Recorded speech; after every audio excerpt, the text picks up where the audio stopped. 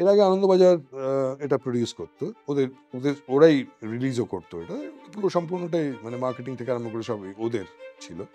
আমাকে কাজটা করতে বলা হতো। Somehow it didn't work out this year. So আমার মনে হয়েছিল যে আমার টিমের বাকি যারা রয়েছে তাদের মনে হয়েছে যে এটা একটা জায়গায় চলে গেছে যেটাকে বন্ধ করাটা অ্যাকচুয়ালি অপরাধ। তো সেই জন্য আমরা আবার চেষ্টা করছি যাতে এটাকে কন্টিনিউ করা যায়। কাজে এটা অনেক ভালোবাসা পেয়েছিল। কিন্তু যেটা হয় যে ওই বছরে একবার বেরোনো ছাড়া এটা বেরোতো না। তো যার ফলে এটা একটা মানে আনন্দবাজার পত্রিকা বা দেশ পত্রিকা, শারদিয়া যেগুলো, এই শারদিয়ার মধ্যে এটা ঢুকে পড়েছিল সামহাউ। তো এটা তখন একটা ডিজিটাল ফর্মে একটা শারদিয়া এসে দাঁড়ায় আর কি, যেহেতু এটা পুজোর আগেই বেরোতো আর কি। যার ফলে এটা আমার মানুষের সাথে সাথে চলেছে আর কি।